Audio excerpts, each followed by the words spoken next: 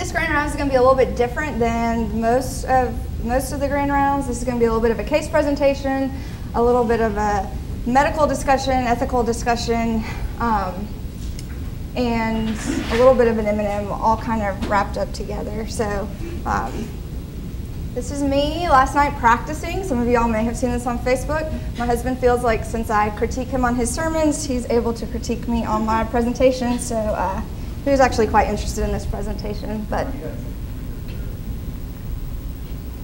the purple one is the one with my notes, and this one is the one with just the slides, so he gets the full effect of being a person watching it.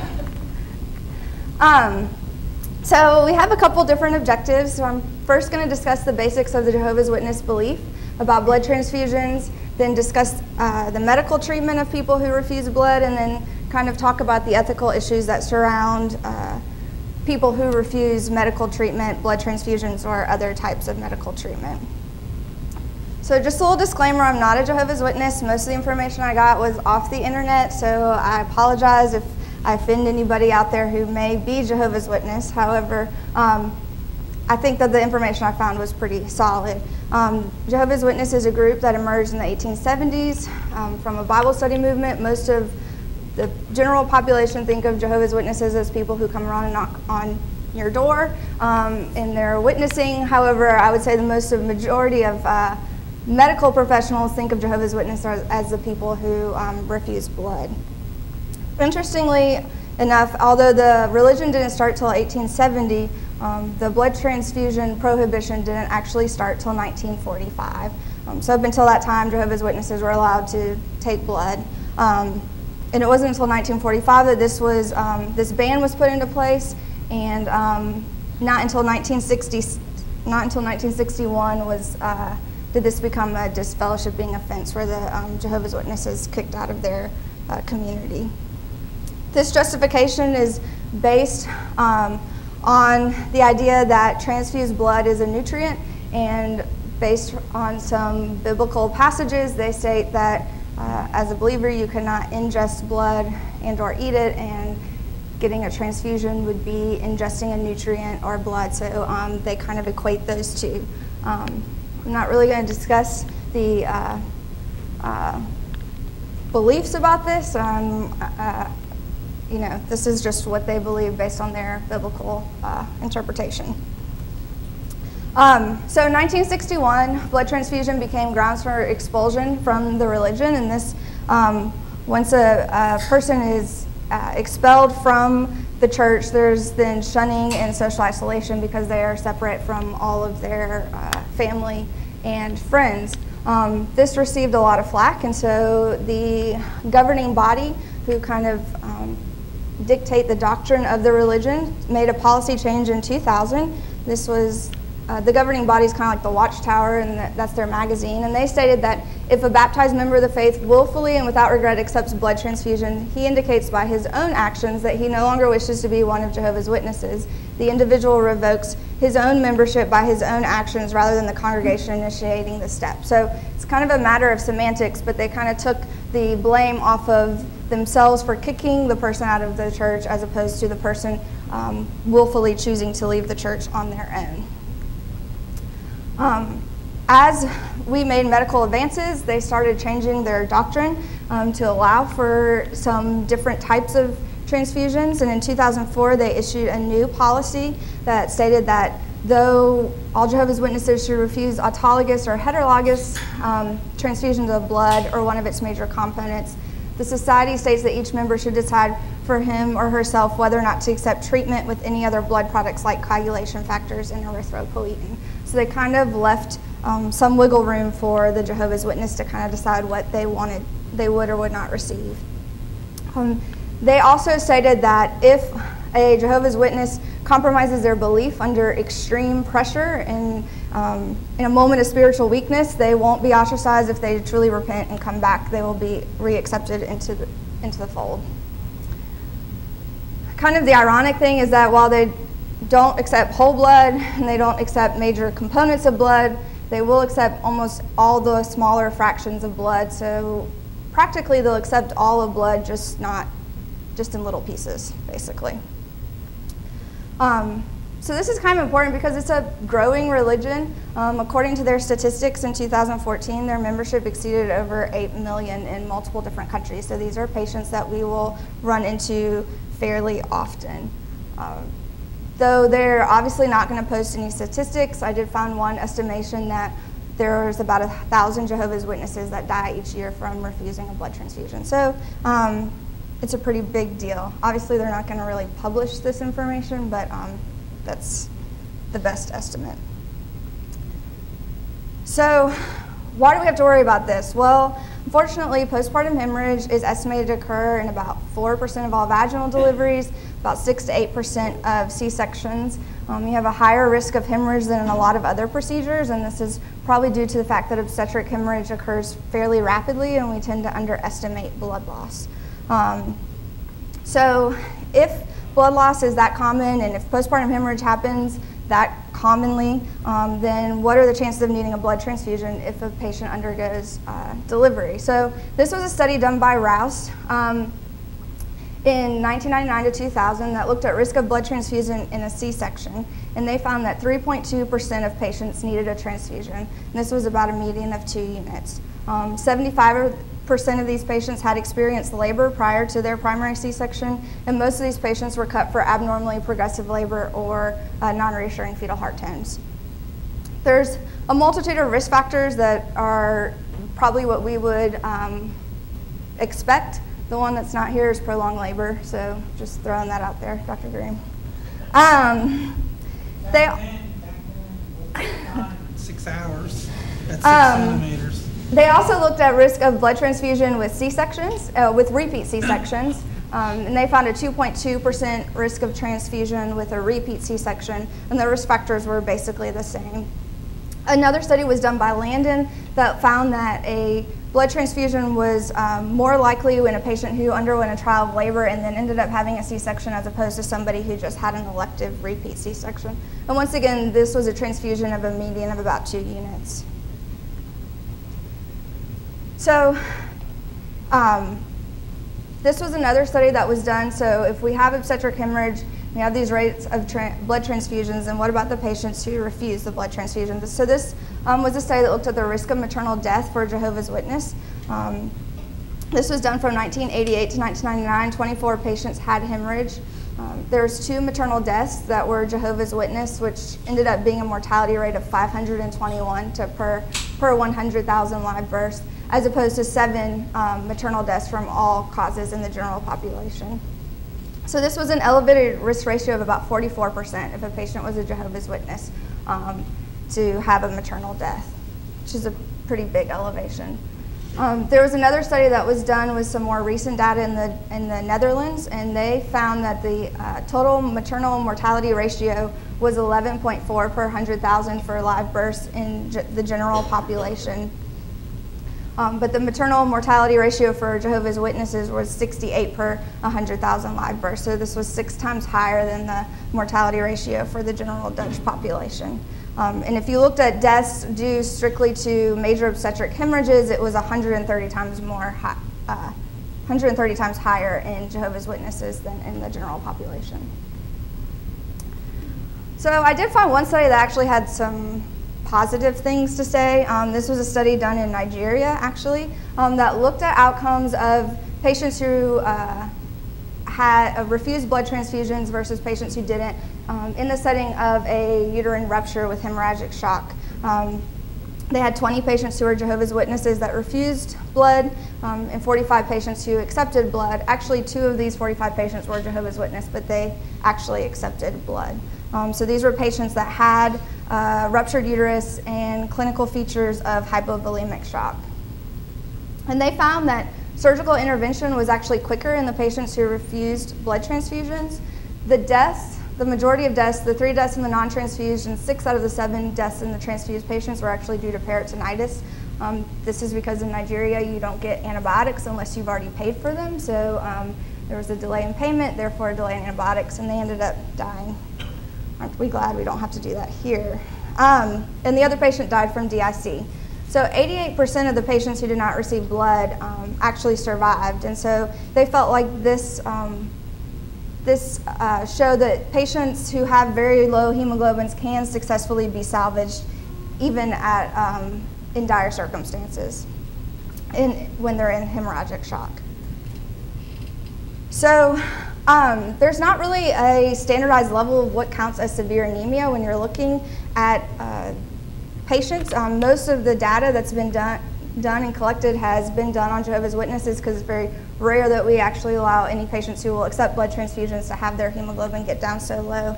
But a study was done in 2002 by Carson that looked at a cohort of 300 patients with a post-op hemoglobin level less than 8 who refused blood transfusions. And they found that for every 1 gram per deciliter drop in post-op hemoglobin, the odds of death could increase 2.5 times. So Chandra sought to repeat this previous study with more current data from 2003 to 2012. In his data, the majority of the patients were much older than what we see in the obstetric population, and they were undergoing elective procedures as well as being under general anesthesia, so the population was a little bit different. And they found that the overall mortality rate in the study population was 8.2%. The unadjusted odds ratio of death per 1 gram per deciliter decrease in the lowest post-op hemoglobin level was 2.04. And these were some of the composite morbidities that occurred in the patients. So this is just a graph of their data. Chandra's data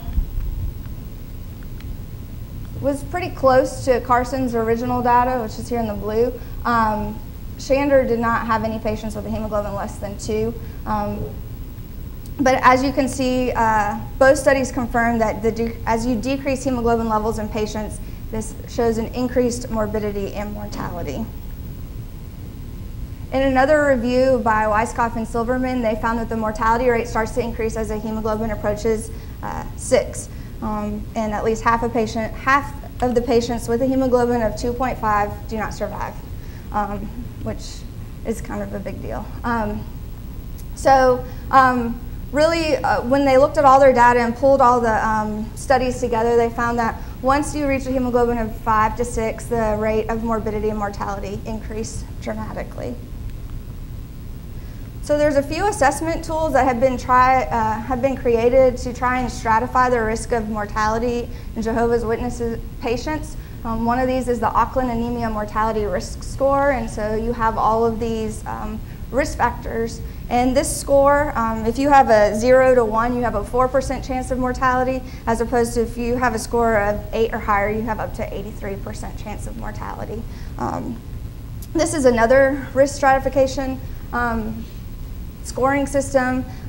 This further refines the risk model by including treatment-related mortality risk factors during hospitalization. So if any of these patients have this during hospitalization. And once again, if you have a score of 0 to 2, you have about a 4% chance of mortality up into a score of 6, where you have a 67% chance of mortality. These risk assessment scores have not yet been validated in large multi-center studies, but they show that they promote the fact that that there are high mortality rates associated with anemia in Jehovah's Witness patients. So this kind of brings us to the patient that I got the pleasure of taking care of. This patient was a 22-year-old GYN who presented to us in our clinic at 10 weeks for her first prenatal visit. She actually had a really good prenatal care and came to 11 visits prior to delivery. The only medical history that she stated that she had was the sickle cell trait. She had no previous surgeries, and this was her first pregnancy. So her initial hemoglobin was 10.5, which isn't awesome. She got a hemoglobin electrophoresis, which showed sickle cell trait, as well as alpha thalassemia minor. She did fail her O'Sullivan in her 3-hour GTT and ended up being on glyburide during her pregnancy. Her 28-week lab showed a hemoglobin of 8.7, at which point she was started on iron, and thankfully she took it. And she was scheduled for an induction at 39 weeks secondary to her A2 diabetes. So on admission, her H&H was 10/32. The ADMIT H&P says, quote, "Of note, patient is a Jehovah's Witness and refuses blood products." That's it. It doesn't really talk about what she's willing to receive, what she's not willing to receive. And this is really the first time in her chart is documented that she's a Jehovah's Witness and refusing blood. She came in at midnight, and so a Foley bowl was placed. Her cervix was 1 to 2, thick and high. Several hours later, she shrummed. Several hours later after that, an IUPC and FSE was placed, and the cervix was called 575 and -3. When the night shift came in, I guess, the cervix was rechecked. She was called 590 and -1. At this point, it says that the HO4 is at bedside with anesthesia resident to discuss alternates to blood products. Patient agrees verbally to cell saver and head-starch, and there's continued discussion about albumin administration.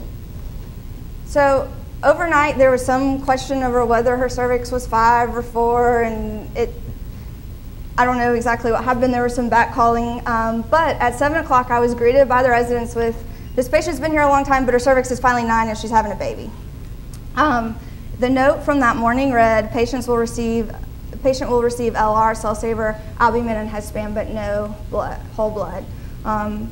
This day on the labor unit, we had 3 scheduled C-sections, as well as somebody else that came in to the triage. I think he needed a repeat C-section and was contracting. And so because of this, some of this stuff, unfortunately, I think was probably left. Since she was 9, this was her first baby, she was kind of left to see if she could labor instead of just push.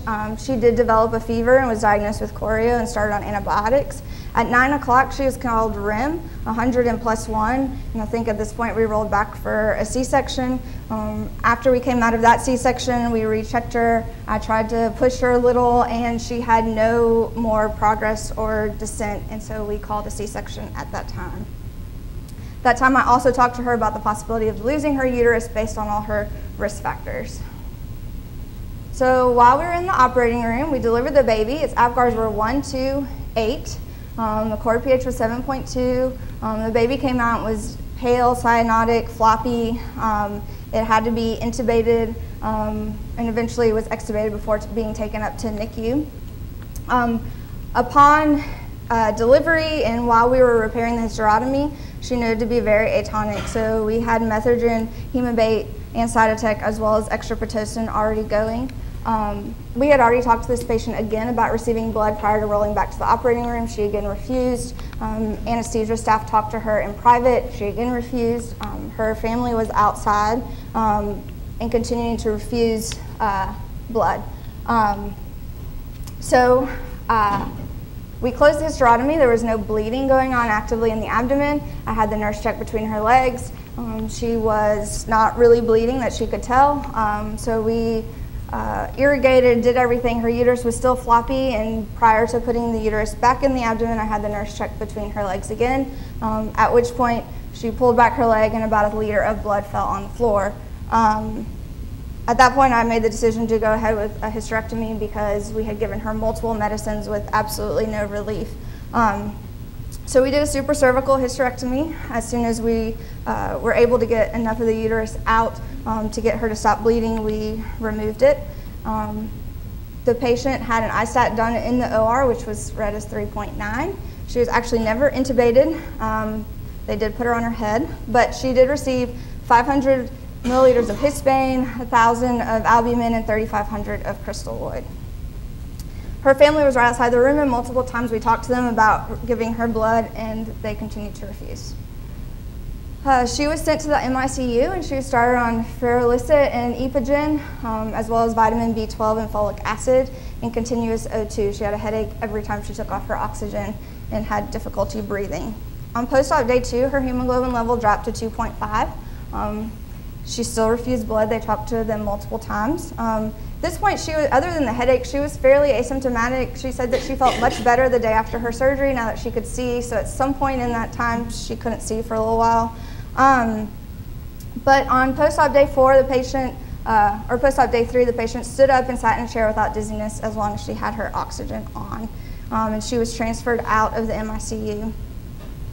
She had an echo, which showed an ejection fraction greater than 70%. On 12/12, her hemoglobin was only up to 3.2. While she was in the hospital, we consulted hem-onc, and she received epogen as well as IV iron and oral iron and folic acid daily.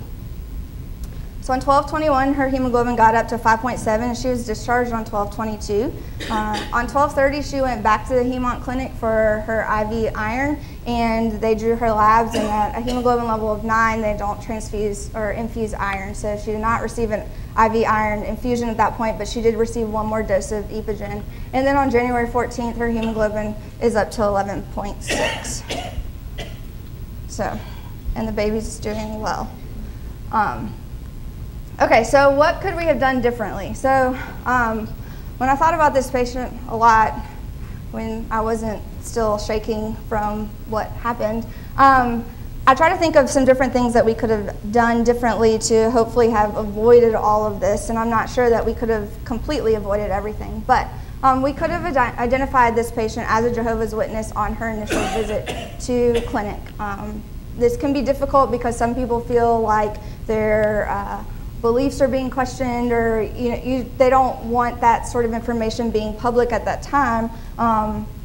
However, this is really important information to get. And at that point, her hemoglobin was about 10.5. She was finally started on iron at 8.7, but we probably could have started her on 3 times a day iron, vitamin C, and gotten it up to even more. Thankfully, it did rise from 8.7 to 10 because we really needed that extra 1.3 that she had. We also may not have labored her for as long if we had actually thought about the complications and the risk factors that she had, and the fact that she was refusing blood. This may be somebody that we don't want to sit around and wait for hours at 5 or 6 centimeters, and proceeded with a C-section more rapidly. And we could have had the cell saver in the room since she was willing to accept cell saver.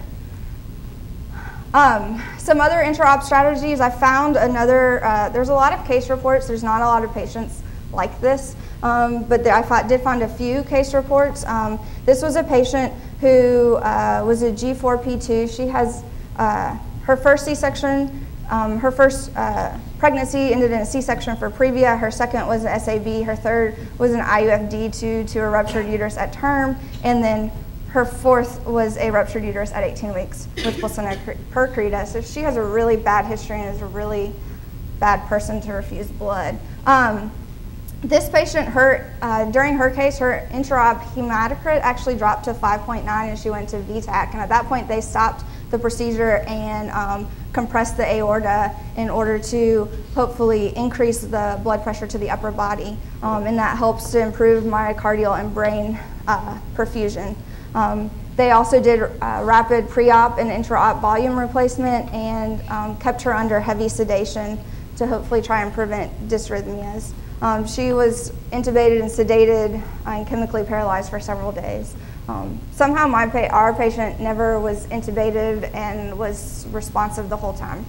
Still not really sure how that happened. Some other options in an emergency can be recombinant activated factor 7, which we do have here. The pharmacy carries it. There are these other hemoglobin-based oxygen carriers.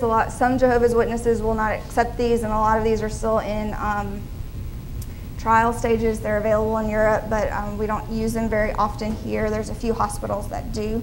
And then we have cell saver. So the cell saver, there's 3 machines here in the hospital. There's 2 perfusionists here at all times, and they're primarily ready for heart, but they said that usually somebody's available. It only takes a few minutes to set up. I thought it took a long time, but it really doesn't. He said if you call them, they can set it up in a few minutes. Obviously, if we can plan it, it's a lot easier, but in an emergency, call them anyways, and they will come up and try to do it. In this case, I don't know that this would have helped because the majority of her bleeding was vaginally, and you can't really use that blood. And you have to wait till all the amniotic fluid is cleared out and are just suctioning up blood in order to be able to use it. So I'm not sure that this would have helped, but it would have been good to have another option. And so the last option is just to give her blood. That way we can save her life, potentially absolve her from any guilt because she's not choosing to give herself blood, we're just giving her blood. And that kind of leads us into the ethics portion of the talk, because as doctors, this puts us in a really big quandary. We have a patient who's about to die, we have a life-saving procedure that we can do to easily save, not necessarily easily, but we can save their life by giving her blood, however the patient is refusing. This doesn't seem like something that you would ever want to do until you're standing over the table watching your patient bleed out to death. And so a survey was done, I think this was actually in the UK, of physicians, and they found that 80 to 85% of physicians surveyed had encountered at least one Jehovah's Witness patient who needed some sort of urgent intervention as far as blood, and more than half the physicians would transfuse even against the patient's wishes. And actually a quarter of the patients would not even tell the patient, a quarter of the physicians would not even tell the patient that they had transfused the blood, which is a really big ethical dilemma. Obviously, physicians find it easier to cooperate with a patient's autonomy when treatment decisions, closely reflect those of the patient. But medical ethics is the system of moral principles that applies to values and judgments to the practice of medicine. And really, at the basis of medical ethics, there's 4 different principles that I'm sure that we've all talked about in medical school. First is respect for autonomy. You want to respect a patient's decision-making capacity. We should try our best to comply with the expressed wishes of a competent adult patient, even if their wishes have consequences that are unfavorable. You have beneficence, which is really just a matter of balancing the benefits against risks. You have non-maleficence, which is to avoid harm. Our first thing is do no harm. So potentially withholding a treatment that's proven to be beneficial could have the consequence of producing harm. And so do we then produce harm by withholding a blood transfusion? And then we have justice, which is basically distributing all the benefits and risks and costs fairly across the whole population. So this puts us in a big ethical dilemma because we have these conflicting principles of respect for persons versus beneficence. And physicians who believe that their primary obligation is to save lives whenever possible are almost always going to place beneficence above the respect for persons. Should we respect a patient's decision even if we consider it irrational and misguided? Or should we not respect their belief and do something in order to save their life? So this is where we get into balance of benefits and harm. So according to the patient, the harm from receiving a blood transfusion is greater than the harm from not receiving a blood transfusion. For them, expulsion from their church, possible eternal damnation, is much worse than simply death. And this, while it may not seem rational to somebody who's not a Jehovah's Witness, is a rational belief for somebody who is of that faith. So I found a whole bunch of legal cases that had to do with it, but this is one of the big ones, the Schlowendorf versus Society of New York Hospital in 1914. And this basically set the precedent for an adult's right to refuse medical treatment. This was actually a patient who had fibroid tumors. They didn't know it was tumors or fibroids or what, but she consented to an XLAP with an exam under anesthesia, but not actually removal of the fibroids or whatever it was in her abdomen. When the physicians went in, they actually removed it, and she had multiple complications from the procedure, and she sued, stating that they had basically assaulted her. And this case is the precedent for all the future cases. Even to the point where in 1990 there was this ER physician who gave a blood transfusion to a patient who was a Jehovah's Witness. Many Jehovah's Witnesses will carry cards in their pocket saying that they refuse blood transfusion. So he had a card in his pocket that was signed. It was not dated or witnessed. So he went ahead and gave blood, and this physician was found guilty of battery. They have appealed, and this decision has been upheld. So it's kind of a big deal. So informed consent, I know Sarah talked a little bit about this yesterday. So while the basis of informed consent kind of occurred in 1914, there's still kind of this overall idea of paternalism for most of medicine up until about the 1970s. And at that point, there started a new concern for patients' autonomy. The pendulum kind of swung the other way, and then in the 80s and 90s, they kind of came back more to the middle, so there's a shared decision making between the patient and the physician. we don't have to read all this, but these are, ACOG has these 8 principles of informed consent. It's a very long committee opinion. But they basically state that its purpose is primarily ethical in nature, and it's a process of communication so that the patient is able to make an informed and voluntary decision about accepting or declining medical care. If they're not, then you can get a surrogate to make the decision for them. But when it comes to making decisions, there was a study done that found that surrogate decision making fails to reflect the patient's wishes in almost 70% of important treatment issues. So it's almost always better to get consent or refusal of treatment from the actual patient, if at all possible. Surrogates are not necessarily expected to conform to what is in the best interest of the patient, but what the patient would want on their own behalf.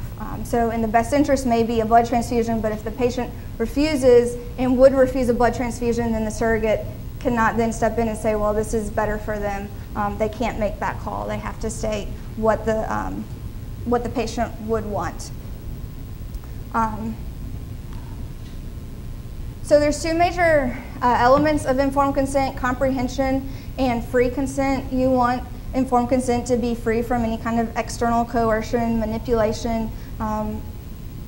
This is not incompatible with a physician giving reasons that favor one option over another. We do have medical recommendations, so we are able to make our recommendations on what we think is a better option. However, the patient ultimately has a decision to decide whether or not to accept that medical care or refuse it. 2 cases in the 80s and 90s showed that even if a physician abides by a patient's wishes and it ends in death, then they cannot be held liable for malpractice, because this is what the physician wants. However, both of these cases were cases in which there was some question of negligence on the physician's part, and so they were found negligent for that part of the procedure, but they were still not found to have committed medical malpractice for the fact that the patient died. If the patient so the patient has informed consent and still refuses blood, so what then? Are our Jehovah's Witness patients truly informed? Do they really know what they're saying when they say that they refuse blood? Do they truly have autonomy when they call in their pastor and their other people? Is that coercion on their church officials' part, or is that part of the patient's autonomy? Can we change a person's view with rational deliberation? And ultimately, can loss be justified based on this doctrinal system of Jehovah's Witness? I don't really have the answers to any of those questions, but these are just some things to think about. So if we have, if we say patients are able to refuse medical care, in the case of postpartum hemorrhage, the patient's no longer pregnant. It's really only a medical decision for the patient themselves. What about when the patient is still pregnant?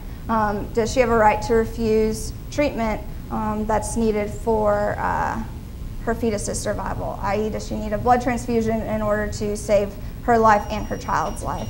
And there's this gets into a lot of religious freedom talks, and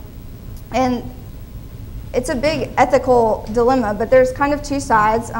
Either a woman does not surrender autonomy when she becomes pregnant, or the state has the interest in protecting a viable fetus. So you can kind of lean on both sides. This brings up the whole idea of fetal personhood, which I'm not going to get into because Dr. Groom is going to talk about that at a later time. But some things aren't just so cut and dried as, yes, I'm going to refuse this treatment. As far as ACOG's stance, which I don't know that I always agree with, they state that even if a woman's autonomous decision seems not to promote beneficence-based obligations to the fetus, the obstetrician must respect the patient's autonomy, continue to care for the pregnant woman, and not intervene against the patient's wishes, regardless of the consequences. So this is kind of their official stance. So this dilemma just isn't for pregnant women or non-pregnant women. It also extends to children. So probably the week after this patient delivered, we had another patient who came in to the hospital who was 15 or 16 who had a hemorrhagic cyst and became very anemic. She was operated on and her hemoglobin continued to drop. Her parents were Jehovah's Witnesses. In fact, her uncle was a church official. And they were refusing blood. So, can a patient refuse medical treatment for her child based on religious beliefs? This is a really hot topic right now because it's not just blood transfusions, it's vaccines. That's what's all in the news, Disneyland. So there's been a lot of high-profile cases of parents who did not get what we consider standard medical care of their children, and their children ended up dying based on religious freedom. So do we have an ethical or legal responsibility to the children, or is it infringing on religious freedom? And that's a big question. So basically, the courts, well, actually one ethicist stated that respect for the decisions of the parents is conditional upon social agreement that those decisions are in the child's best interest, or at least that they are not clearly against what society regards as being in the child's best interest. But that brings up the question of should what society regards as the child's best interest be determinative of what really is in the child's best interest. For Jehovah's Witness, is the best interest for their child, the child living and potentially got eternal damnation, or dying and going to heaven or wherever they go. So just because society accepts something as being standard does not necessarily make it right. One of a big proponent of kind of the state stepping in the defense of children is Rita Swan. She was actually a follower of Christian Science back in the 70s, and her child developed bacterial meningitis. She kept it at home for 2 weeks and did not treat it except by their praying. They eventually took him to the hospital and he ended up dying. After that, she shunned the religion and stated that she wished that the state had stepped in and actually forced her to get medical treatment for her child. And she's gone on to fight for children, and she states that religious immunity laws are perpetrating crimes against children, the nursing profession, and society. So it's kind of a bigger issue than we like to think about. Basically, the basis for most of the medical decision making as far as children goes comes from this case, Prince versus Commonwealth of Massachusetts, that was back in 1945, and this involved a 9-year-old girl who had a guardian that was a Jehovah's Witness who sent her out to sell religious literature in the streets. They were convicted of violating a child labor law, and this case was appealed to the Supreme Court. And basically, they concluded that there exists an interest of society to protect the welfare of children and supported the state's constitution of authority to that end. Parents may make martyrs of themselves, but does not follow that they are free in identical circumstances to make martyrs of children. So this kind of established the right of the state to supersede parental authority. And this is kind of the case that shapes the legal opinion regarding the administration of emergency blood transfusions or other medical care in minors. There's a couple there. So that's the basis, but there's a lot of cases. When I started looking, the question comes up, what about if a child is more than 5? What if they're 16, 17? Do they have the ability to make that decision themselves? And in fact, in one case, the court held a 17-year-old's right to refuse blood. However, in Toronto, there was another case that happened where Jehovah's Witnesses were allowed to refuse transfusions for a 4-year-old after a tonsillectomy. I'm not exactly sure what happened in the tonsillectomy that they needed a blood transfusion, but they were allowed to refuse it. So basically, this is left up kind of to the state to step in and make that decision, and to the courts. And everybody's kind of healthcare beliefs are a little bit different, and it really does vary according to the state. Here, the patient did end up getting a blood transfusion. Had she refused, we would have talked to the hospital attorney, and they would have talked to a judge, and we would have then come to an agreement. Basically, all I took away from it was, thank God I'm not a pediatrician and we don't have to worry about that very often. But we do have to worry about our pregnant women. And so kind of to tie all this together, how, when we have a patient who is a Jehovah's Witness, how are we going to manage her during pregnancy specifically?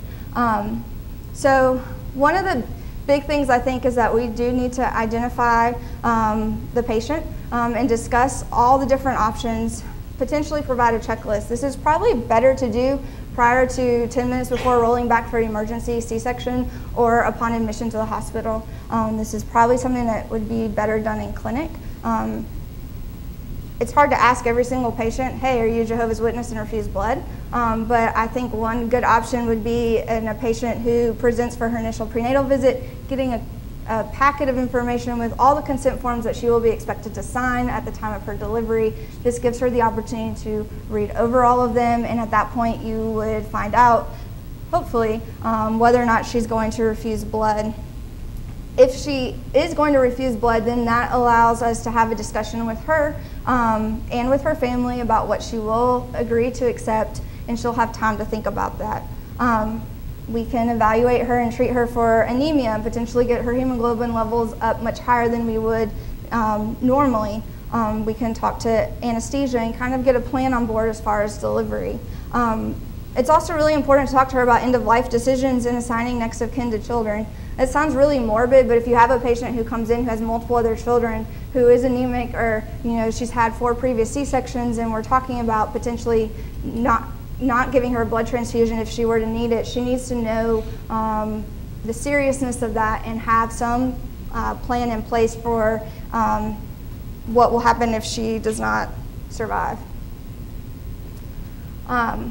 What's interesting is that I found this study that was done in '97 to 2002. They looked at women who presented to labor and delivery that were Jehovah's Witnesses, and they found that roughly 40% agreed to a variety of donated blood products. 10% would actually accept donated packed red blood cells. 50% would accept neither. So it's really important too, just because they're a Jehovah's Witness, just like any religion, some people are a little bit more devout than other people. So it's really important to just not automatically assume they're Jehovah's Witness, they don't refuse blood or any kind of blood products. Every person is individual, and it's important to discuss their case individually.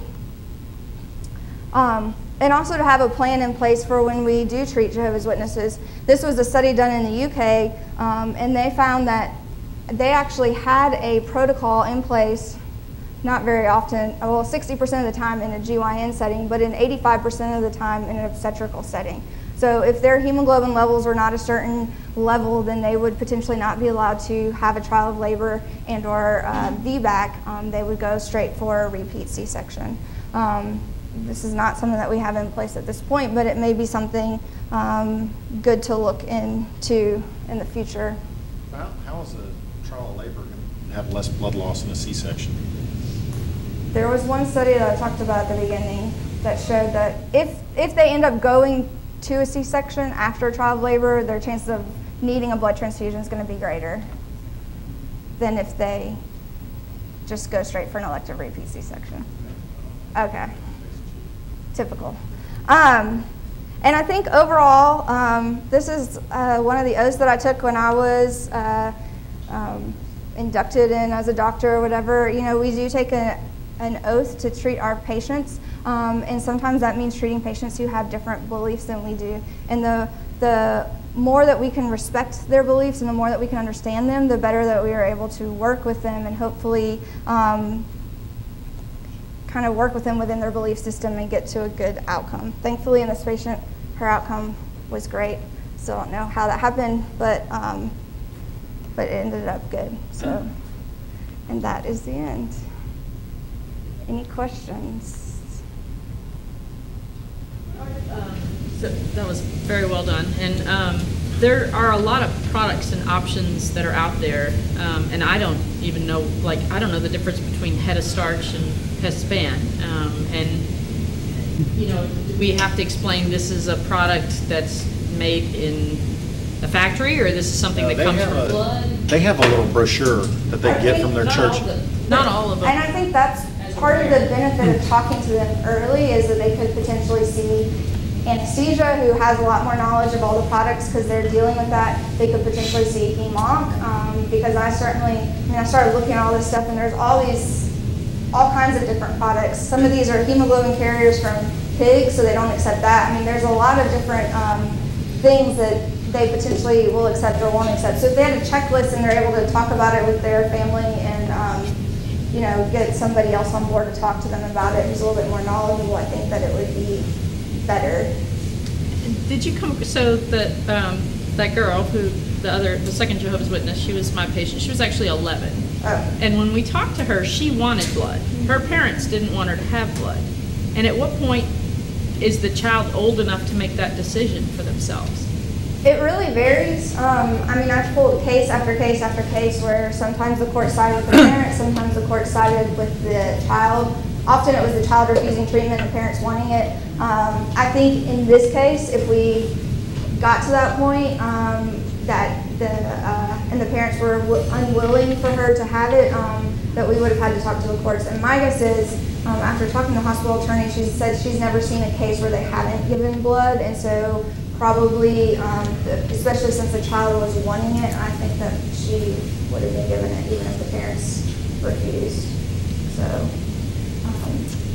Did you come across anything where it's sort of, so I was told by Dr. Drury where they kind of can absolve the parent if another individual from the family comes in and makes the choice for them. Yeah, so that's sort of like a forced blood transfusion. So some doctors have used that as an excuse to give a forced blood transfusion, that I'm saving their patient's life, and because I'm forcing it on them, then they won't have this built, and I mean, I guess that's the case. It kind of varies from Jehovah's Witness to Jehovah's Witness as to what they really believe. I think certainly that's an option. I didn't come across anything, that just may be his way around it, but I did not come across anything in the literature that said, look for another relative to sign the form. Residents have any questions? I'm going to give Huh? I can say good night, but give somebody blood. Yes. I think that would be my decision. Go ahead. I don't know what y'all would do. Would you tell them that? Yeah. Yeah. I know the only staff I've had this conversation with, Dr. Menifee always does, is that he would up front tell them, if something happens, I'm going to give you blood. If you want to seek another physician, that's fine. He always has a conversation with them up front. I think I'm the same way. I'm going to give you blood. You're more than welcome to seek care elsewhere. But if it happens to you, The problem comes in when there's not anybody else to see. We don't have that option here at LSU. Because we've gotten into this, we had a GYN patient Call housekeeping. 4 or 5 years ago that called administration, and we were forced to do a hysterectomy on her. She wanted a bloodless surgery.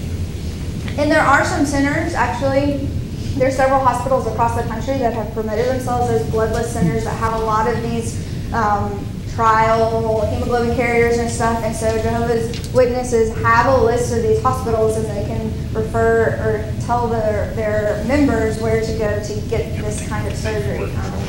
Sometimes it's not an option. I mean, we have OB patients come in all the time, and we don't really have that choice. Yep. Yes, Sarah. What about donating blood for yourself and storing it? Autologous treatment. They don't do that. Some do, some Yeah. don't. That is kind of left up to the member of the congregation as to whether or not they'll accept that. We do that here, but you usually only give about a unit of blood. So really, I guess it could be used, but that would also take planning ahead again. Some people, there's a verse in the Bible that says something about not allowing blood to spill on the ground and then using it, and so they use that as a reason. Once the blood leaves the body, you can't store it, you can't put it back in. Some people say as long as it's in a closed circuit, like you would in a heart transplant or something like that, then it is able to be, because it's never actually left the body. There's a lot of ways to work around it. And if you're not a Jehovah's Witness, it seems very irrational, which is what a lot of people say. Well, it's an irrational belief based on irrational claims, so therefore we should not think these patients are competent, and we should force our own opinions on them. Yes. The hospitals that had the UK study that have like a protocol or something in place, did they say how they went about that? Because I would think with EPIC, most patients are asked if they identify with a religion. Is And that if like a population? and it There's would- a lot of Jehovah's Witnesses in it. And stuff. then it would They like, didn't say, They asked but, everybody. and I don't know, they say that on admission to the labor unit, but I don't know that they necessarily ask that in clinic. Yeah. I don't think that's one of the standard questions that they ask in I clinic. think that would maybe raise like something that said, ask the patient about blood products, or like kind of like a red flag saying this patient needs Referral counseling. candidate. Right. Yes, Dr. Green? He has a question. A referral candidate. Yes. Sorry. All right. The mallet shorter case, do you look up the damages now? No. Okay, I'll be like annoying on this one. So like, there's no prosecutor in the U.S. that would convict, would even charge you with like criminal battery for something like this. I would be shocked beyond all belief. So that was just like a civil case where they sued for battery. And the damages that were awarded, and this is Canada, Ontario, Canada. So they're weird in Canada. They awarded like $20,000 in damages, which would never happen in the U.S. It's like, yeah, so sue me. I'll stipulate that I'm guilty of battery. And the damages are, there's all these things that's like an absurd result because the court found she was $20,000 worse off than if she had, which is like patently absurd on all levels. But like, I would guess that an American court would say like, okay, you're guilty of battery, fine, damages, $1. And that would be the end of it. I could be totally wrong. What's the basic issue here? Well, I guess one of the basic issues would be whether or not a patient has the right to dictate their own care. I don't know what you're getting at. Well, I mean, okay, Or so you have a do we have a right to you have a dictate what we Jehovah's do? Witness Uh-huh. who refuses blood, and yet we're okay to go to the court and basically let the court tell us that it's okay to give her blood. That's basically what you're saying. I did not say that it was okay. I said that was an option. Well, I mean, you seem to embrace that. You said we go to the lawyer and then we give her blood. I said that was an option. I don't necessarily, I brought up the dilemma that this infringes on religious beliefs, and you can't just infringe on religious beliefs that you don't agree with. But we seem to be pretty okay to do that. And Actually, I contend there's a physical life and a spiritual life. The court system is real good at the physical life. I mean, we made a mistake in slavery and the Supreme Court fixed that. But when it comes to your spiritual life, are you willing to turn this over to a court system? And I use a case, for example, the baker in Colorado who, a homosexual couple came and wanted him to bake a cake for their, he viewed that as celebrating, joining in the celebration of the wedding, and he refused to do that. And the court came back and said sorry, and he refused because it violated his religious beliefs. And the court came back and said, sorry, you have to bake the cake. And it's the same situation here. We're saying that our religious beliefs are much more in tune, we feel more comfortable with our religious beliefs, not so much with Jehovah's Witness. I would agree with that, and I would not necessarily go to the courts. I think it's difficult to sit there and watch somebody die when we have something that seems reasonable to us, but I'm not in that faith, and I would hope, I have never been, had the choice given to me whether I die or renounce my faith, and I would hope that I would be able to die and still, hold tight to my faith just like these Jehovah's Witness people are. But well, then why call the attorney? I think when it becomes, what kind of oath are we taking? I think when it involves children, it becomes a whole different. Okay, so what you're saying is ballgame. your beliefs on children outweigh their religious beliefs. I'm just trying to make a point here. No. That somebody's spiritual life is really important to them. I would agree with that. I'm not sure a 9-year-old understands their spiritual life. Well, you're making that judgment. I'm just Yeah, no, saying I am. they were raised in a nurturing family. I would hope that a 9-year-old would gather that. But that's, it's just like, well, never mind. This is too it's just like saying, when do you go to heaven? What age is the age of Accountability. accountability? Correct. That would be more of a discussion That's why I have said. with my husband as opposed to with me. I'm sure he would be more than Well, happy to you have dragged that. him into the discussion at the outset. I know. He actually was very interested in this. I don't think there's an answer, honestly. The more that I found cases and the more that I got into this, I was left with a quandary because I certainly, the moment that you start infringing on somebody's religious beliefs, that opens the doorway to have your own religious beliefs infringed on, and I don't want that. So I think that it's difficult. I think in this case, I certainly wasn't going to the courts to try and force her to have a blood transfusion. The solution would have been give it to the residents and let them do it. Yeah. Or just give her blood and not tell her that she got it. I mean, clearly that occurs 25% of people. also. Sure, she would have sinned, but not you. There you go. Say about it about The religion itself is even backing down and opening up parameters for it. So it sort of makes you wonder, are they allowing us an opportunity to step in here and save their faithful? Right. You know, and you don't see other religions necessarily backing down from things that they've stood by for years. So, you know, they're opening that door a little bit too. And it's hard to watch somebody die.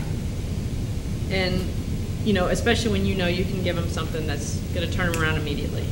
Right. And, you know, I mean, you worry about them, you panic, but yeah, ultimately it is their decision. And if they choose to die, they choose to die. If it's a child, if it's a blood transfusion, if it's cancer, whatever it is. It's just hard. And I think we as obstetricians, and you made the good point, you be prepared. Talk to your patients. Know what they want. Don't spring this on them last minute, you know, as far as making a decision as you're rolling into the OR.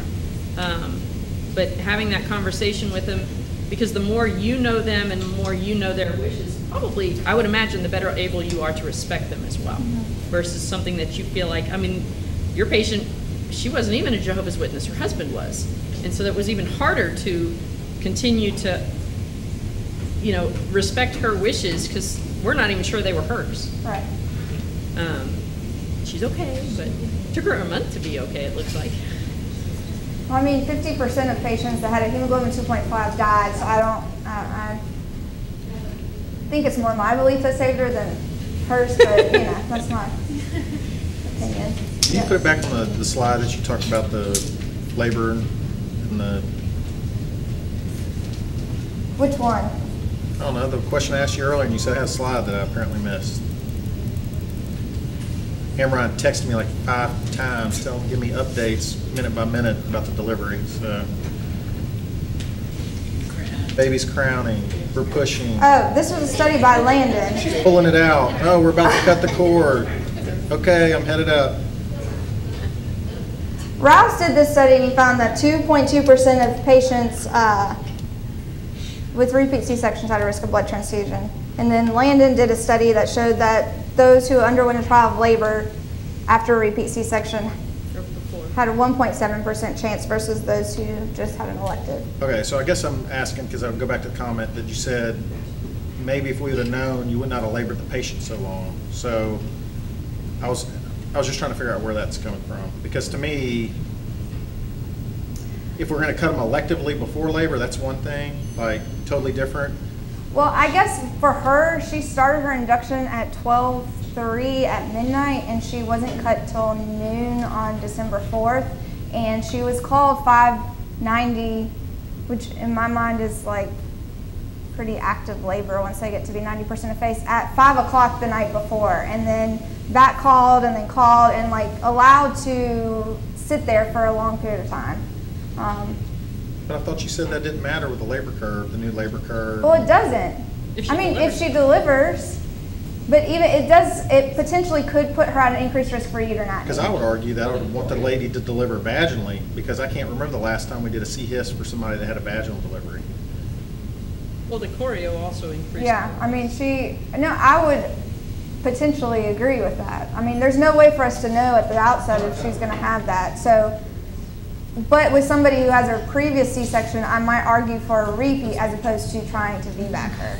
Oh, yeah. That would be where I would use this. Right. And somebody trying to this was repeats. So somebody who was, you know, A trial of labor. yeah, if she just went into labor and she had no previous C-sections, then I would say yes, she has a better chance to have vaginal delivery. Although Rouse found that, no, never mind. I couldn't find any studies that showed the risk of blood transfusion with the vaginal delivery. There's probably some out there. From personal experience, I cannot remember the last time we did a C-hist on somebody No. I mean, because usually you have the option, you can pack them, you can do all these things. You know, once you put that incision on the uterus, first off, they're going to lose a whole lot more blood, and Right. secondly, that probably contributes to the atony, and, you know. I would agree. And in her case, I mean, I didn't do anything with, I didn't do B-Lynch, I didn't pack her or anything, because at that point we had already lost so much blood that I wasn't willing to fool around and potentially lose more blood, and I just took it out. That would have been if she had accepted blood, I probably would have, I mean, I would have tried B-Lynches and done other stuff and been okay, but she was continually pouring blood out of her vagina, and so I just took it out. Did you let the medical student suture? No. Okay. Come on. Help me out. I don't even know if there was a medical student involved at some point. But it was also a good example of always checking between the legs, because she was not bleeding her abdomen at all. Once we had finished the hysterotomy and everything, I felt, even though she was boggy, I felt okay, and not until the nurse pulled her leg back for the second time did all the blood spill on the floor. So that's always important to check. Any other questions?